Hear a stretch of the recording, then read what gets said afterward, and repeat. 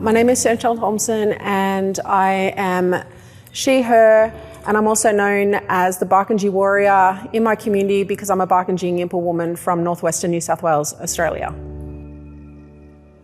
So my cultural background is I have many mixed cultures, but I'm an Indigenous woman to Australia. So to be Barkindji Yimpa is to be from the First Peoples of Australia. And for me, being Indigenous, being Barkindji Yimpa is as much a part of me as being female. It's not something that I chose. It's the cultural heritage that called me forward, and it's been the thing that's helped me navigate the world and be myself in the world. Growing up connected to my country, so I grew up on my ancestral lands of the Barkindji people. I grew up playing on the river, strongly supported and grounded in culture. And alongside that were these messages of not being enough, being too much, not being allowed or not being safe to be myself in the world. Coming from an Indigenous background, but having fair skin, the world was, I was either too much or I wasn't enough.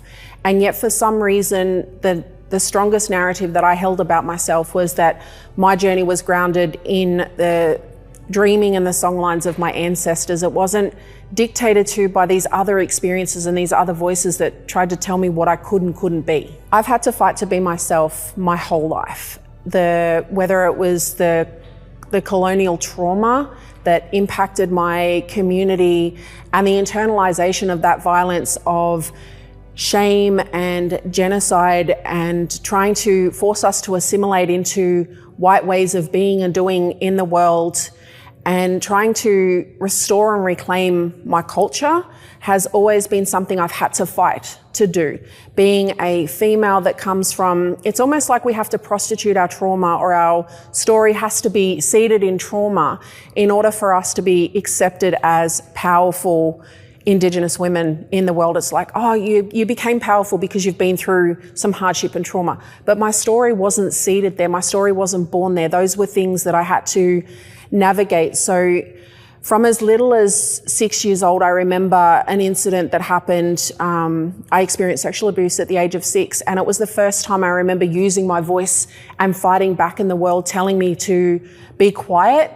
And yet I felt the strength of my ancestors telling me that wasn't going to keep me safe. It wasn't going to be my path, was to be silent. But it's also been a very lonely journey of constantly trying to just be myself in the world, come from my heart, but not having the safety or the pathways to just be myself in the world. So that's where fighting has always come from. And fighting has meant different things in different seasons of my life and my experience. So fighting to be safe, fighting to keep my siblings safe. So I'm the second eldest of 17 siblings with mum and dad together, and then mum and dad separated. And my dad being non-Indigenous, but mum being Indigenous. And there's this common analogy in being Indigenous is walking in two worlds. But for me, I was like, that's a lot of work. I just want to be able to weave my worlds together. So that's been a constant narrative and experience and thread of my journey is, how do I fight to be myself in the world without all the effort and the anger, and learning how to channel that power in a way that was going to create something rather than be destructive.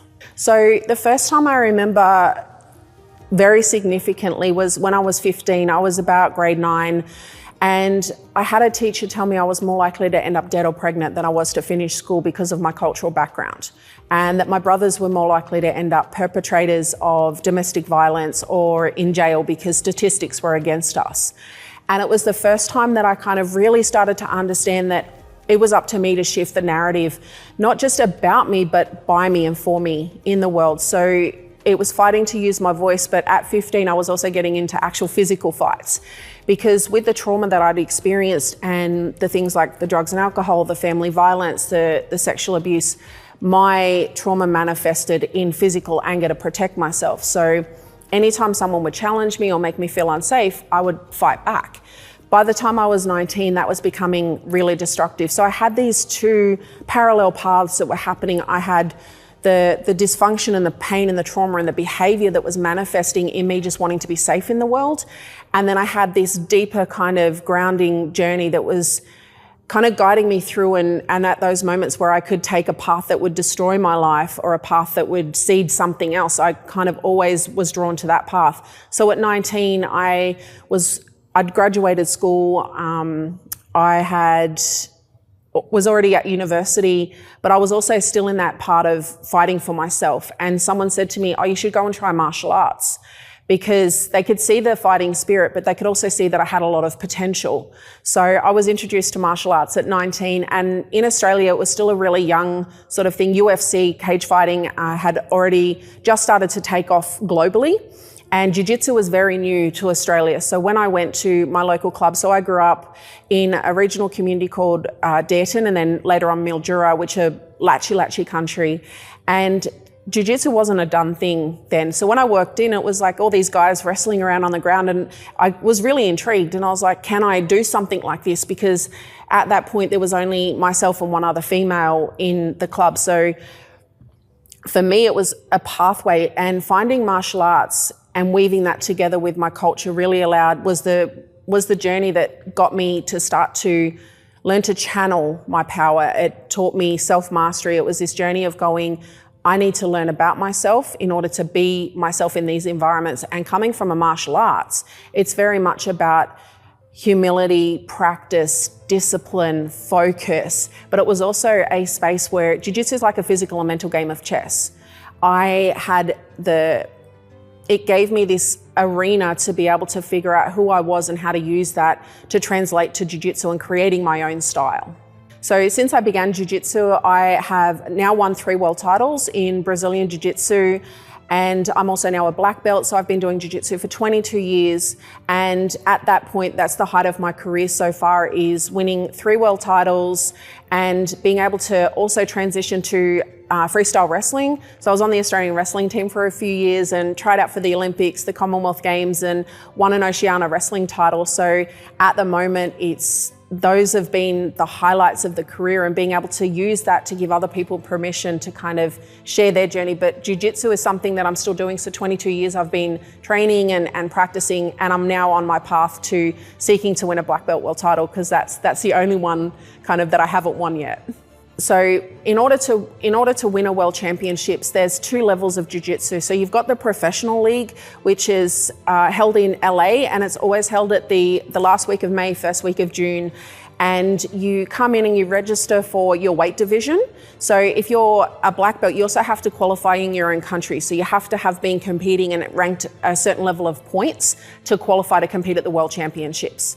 And that is the professional level. So these are all the younger people. These are the more professional athletes. And then you've got the Masters World Championships, which is held in August in Las Vegas. So for me, I'm still competing in the professional level, but I'm also more realistic, being 41 and being a mum and running a business and being an entrepreneur, that I have other responsibilities and I don't have the resources to compete at that level. So it's competing at the World Masters in August this year, and you register for your weight division.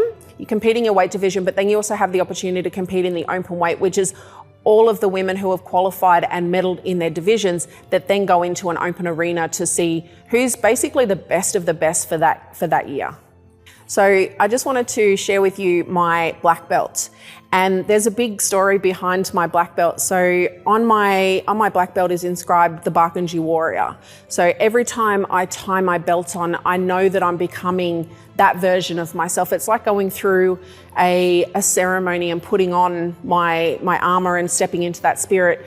But I got my black belt in July of 2023. So pre-COVID, I was competing at the top of my game. I was competing at the Worlds. I was ranked 2019. Things were going really well. My business was starting to take off. And my dream of being a professional athlete was really, really close. Now, being a mum of 5 and coming from Australia, being a mature age competing athlete and being a professional athlete wasn't the norm. So I was looking to have to create my own pathways. So in 2019, when I won my brown belt world championship, I actually went and bought my own black belt.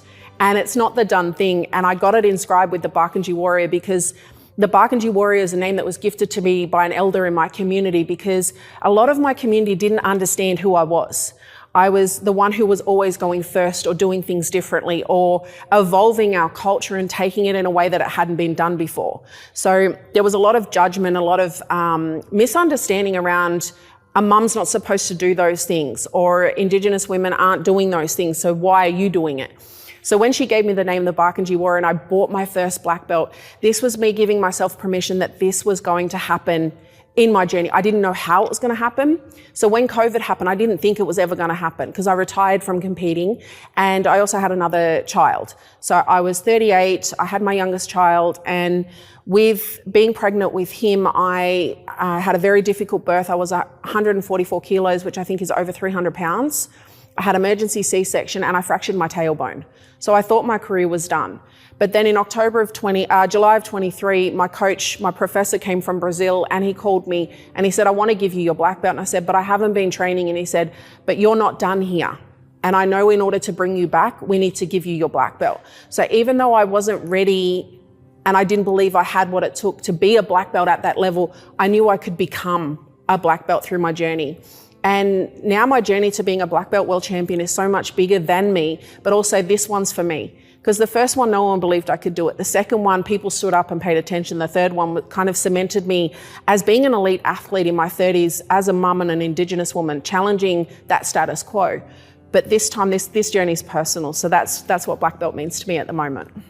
So I'd like to share with you some of the cultural journey that I've been through, and it's my Jiu-Jitsu journey and my cultural journey have kind of woven together. So I grew up being Indigenous, but I didn't necessarily grow up learning our history or learning our culture. Because of colonialism, my mum and my grandmother couldn't practice culture. My great-grandmother was one of the last women in our family to kind of practice culture, and I didn't grow up with my mum. So being able to be on this journey and find ways to connect with culture and learn it has been a journey of cultural restoration and almost a reclamation of myself in the world.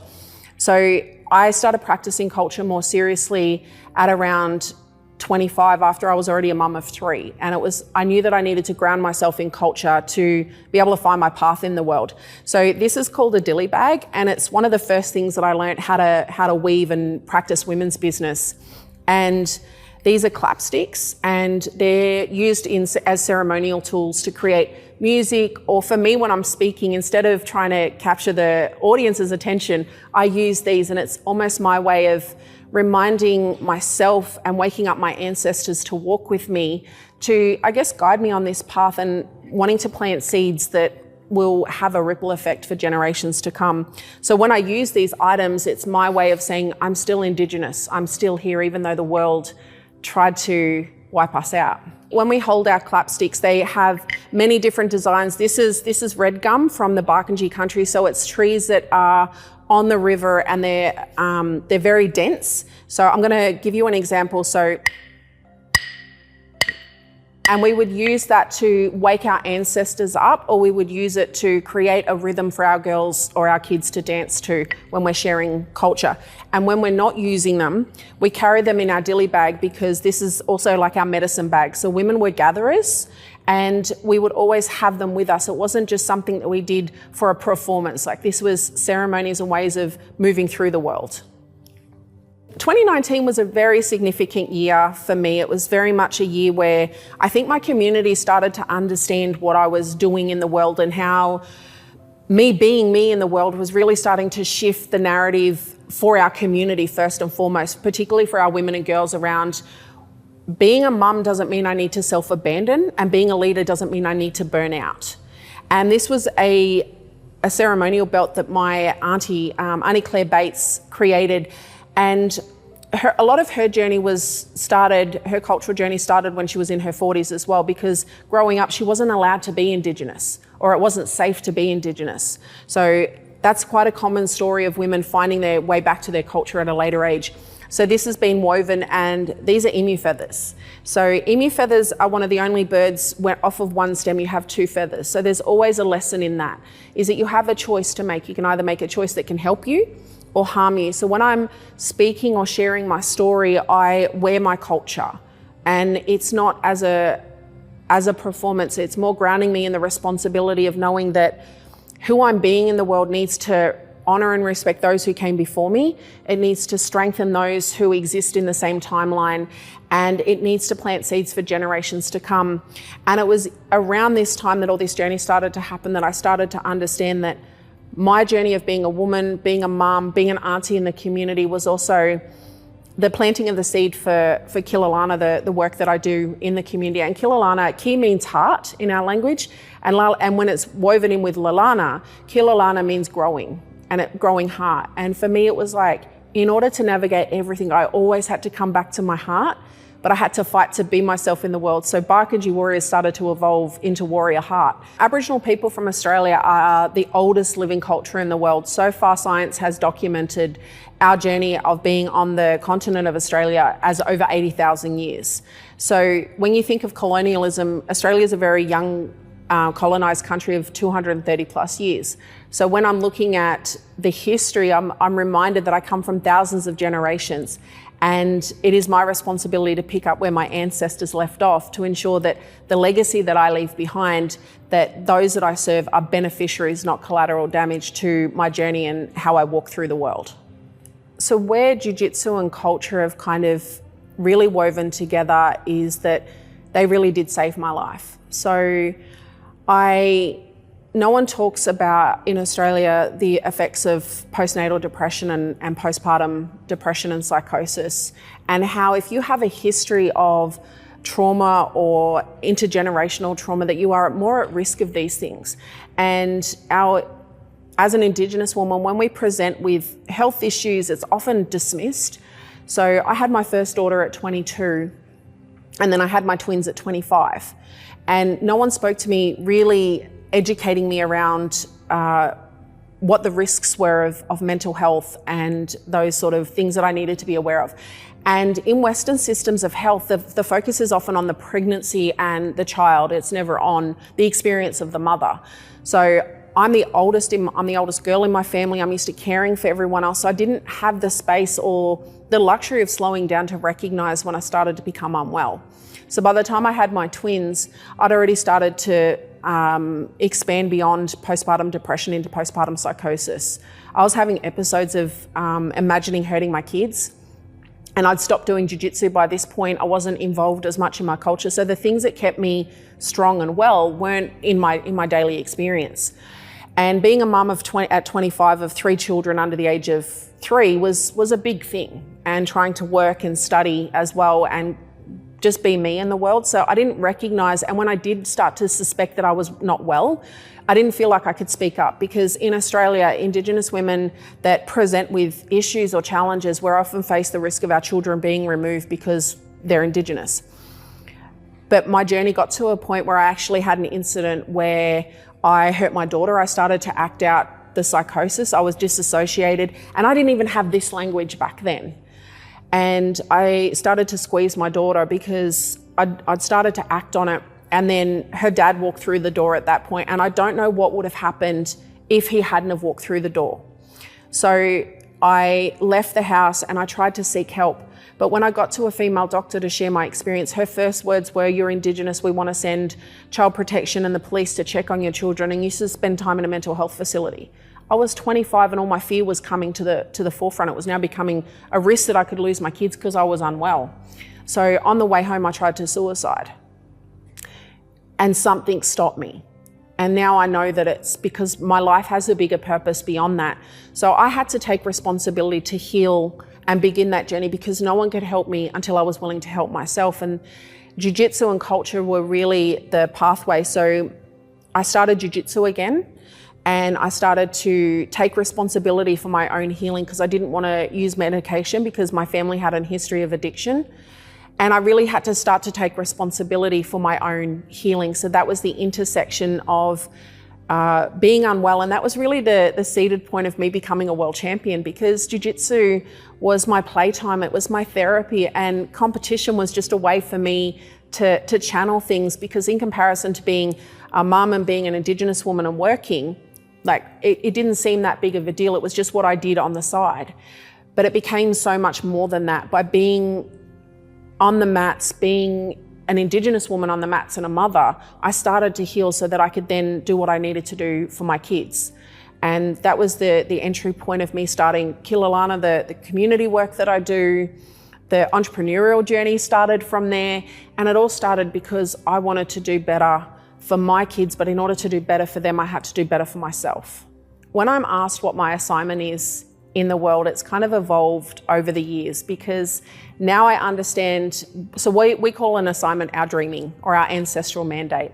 So you have a purpose, but you also have a calling. And for me, I've now understood that my assignment is to be myself in the world, because the world tells so many people like me to not be themselves, or you're only allowed to be a shade of yourself, a shadow of yourself, to be accepted, to be safe, to belong. So my whole journey has been about becoming more of myself and reclaiming and remembering who I was before the world tried to tell me who I was allowed to be. Because then I get to walk into a room grounded, culturally grounded, ancestrally guided and dreaming led. So our culture it's about the dreaming, and our dreaming is our spirituality, it's our song lines. So for me, trusting that my ancestors have a bigger plan for me, and that my journey is to become the most powerful version of myself, so that when I'm called to lead or I'm called to do something, I can step up to do that. And then by extension, that's about creating a different world for my kids to experience, the women and girls in my community to remember who we are as matriarchal Indigenous women, that our story is not seated in our trauma. It is seated in being the oldest living culture in the world, a matriarchal culture. So my assignment is to be myself in the world, and by extension, giving others permission to do the same.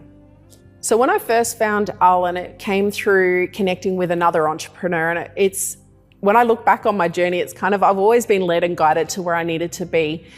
When I seen that Alan was opening up a program and a community called Alan's All Access, I couldn't resist. I had to jump straight in. I'd already read the books, I'd already seen Alan in action, and it just spoke to me about, because one of my favorite quotes from Alan is, be yourself in the world so those looking for you can find you. And coming into Alan's All Access, I wasn't sure what to expect. The thing that's excited me the most and kept me there is the community. You have everything you need to succeed in Alan's All Access. If you implement and execute 10% of what you're taught in the classroom, in the lessons, you will succeed. There's nothing ifs or buts about it. You will succeed. And yet it's the community and the way that everyone supports each other. And you can come with not just your work in the world, but also the things that are getting in the way of you doing your work in the world. And people are very generous. People will share their life experiences. They'll share opportunities. So when I seen that the inner circle was available, by extension, I know the power of being in the room. And for me, Alan's an amazing draw card. And it's the community that I know that Alan attracts, and the power of the people that are on their own journey in their own way. So for being in the inner circle, it was about the power of being in the room, and it was the power of proximity as well. So that I needed to globalize my community, because I was limited in the world that I was in. So I wanted to expand my world and be in a room with people who were further ahead on the journey, so that I could share what I was going through and get that guidance, get the doors opened, but also bring that experience back to Australia, bring that experience back to being a woman in business. And the people that are in Inner Circle are people that are heart-led people. They're people who are wanting to change the world, but understanding that we need wealth to do that. We're not trying to change the world by being poor or by being broken. And I think that when you see a lot of entrepreneurs or people who want to change the world, Alan's All Access and the Inner Circle change the way you do your work. It's from a place of sustainability, but also thinking about impact in a more strategic way. And I've not seen many conversations had like that. But I also love that Alan hasn't shifted from the first time I saw her. She's teaching us in real time. She's also using her platforms to elevate other people who are implementing the work, and not just necessarily in the economic outcomes, but in their purpose evolving, in them finding more life satisfaction. And that's the power of being in All Access and Inner Circle. If you're feeling something from watching this and it's shifted something or called to something in you, that's your truth asking to be spoken. And sometimes it's something that we've buried because of safety, or something that we avoid within ourselves because we don't believe in ourselves. But here's what I know to be true. When we come from our heart doesn't lie. It allows us to bypass ego and trauma. And when we are willing to lead from our heart, that is the deepest power and impact that we can give to others. But in order to see the change in the world we want to see, we need to be that for ourselves first. So when we lead from our heart and we lead by being the change we want to see in the world within ourselves first, that's the greatest gift we can give to those that we love, and that's the most powerful legacy that we can leave. So I would implore people to find the courage and the strength to figure out who they are and what their assignment is in the world, and to start to move towards that, because we need more people who are willing to be warrior hearts in the world, because that's what we're going to do to create the fastest change for generations to come, so they're not going to experience the same things we did.